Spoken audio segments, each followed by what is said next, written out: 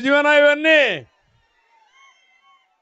నేను వైఎస్ఆర్ కాంగ్రెస్ పార్టీ నాయకులు చూస్తున్నా ఎంత ఇన్నోవేటివ్గా ఉన్నారంటే అవినీతిలో అనునిత్యం కొత్త కొత్త పోకడలు, కొత్త కొత్త విధానాలు.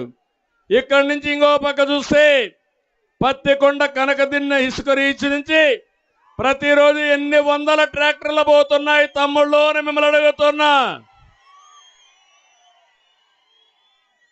అంటే నేను అడుగుతున్నా, పాపం జయరాం ఆయన ఒక ఎమ్మెల్యే మంత్రి. నేనే ఆ రోజు చాలాసార్లు చెప్పా, అలాంటి వ్యక్తిని అప్పుడు ముఖ్యమంత్రి ఏం మాట్లాడలేదు. ఇప్పుడేం చేశాడు?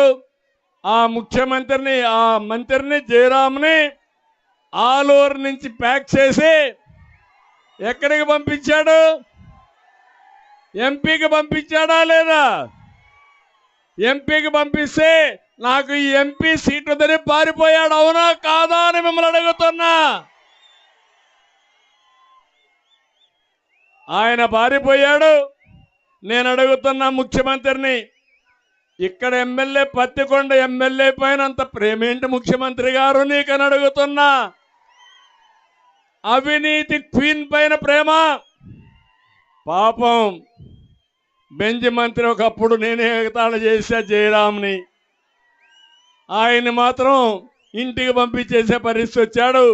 ఆయన ఒకటే చెప్పాడు, నేను ఇంక సస్తే కూడా ఈ పార్టీలో ఉండనని దండం పెట్టి పారిపోయిన వ్యక్తి, పార్లమెంట్ వద్దన్న చెప్పే వ్యక్తి ఈ జయరాం. ఇక్కడే మన ఎంపీ ఉన్నాడు. ఎంపీ కూడా చెప్పేశాడు, కర్నూలు ఎంపీ, నేను పోటీ చేయనని అస్త్ర సన్యాసం చేశాడా లేదా అని మిమ్మల్ని అడుగుతున్నా. అంటే బీసీలకు ఒక రూలు, ఈయన మనుషులకు ఒక రూల్, అవునా కాదా? ఇంకో పక్క ఇక్కడే ఆదోళన ఉన్నాడు సాయి ప్రసాద్ రెడ్డి, గొప్ప నాయకుడు. ఎక్కడ చూసినా భూ కబ్జాలు, ఏ దొరికితే దాన్ని అడ్డంగా భోంచేస్తాడు. మట్కా వసూళ్లు రాబట్టలో దిట్ట, గుట్కా మద్యంలో ఆదాయం పెంచడంలో సమర్థుడు. ఆదోని క్రికెట్ బెట్టింగ్కి ఈయన ఒక పెద్ద నాయకుడు. కొడుక్కి భూ కబ్జాలు, సెటిల్మెంట్లు, భార్యకు రిజిస్ట్రార్ ఆఫీసులో లంచాల వసూళ్లు అన్నీ అప్పచెప్పేశాడు. గొప్పళ్లే కదా వీళ్ళు.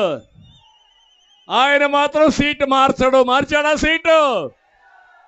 ఆయన మార్చకపోతే మీరేం చేస్తారు? ఇంటికి పంపిస్తారా లేదా మీరు? ఆయన తమ్ముడు ఇంకొక ఆయన ఉన్నాడు మంత్రాలయం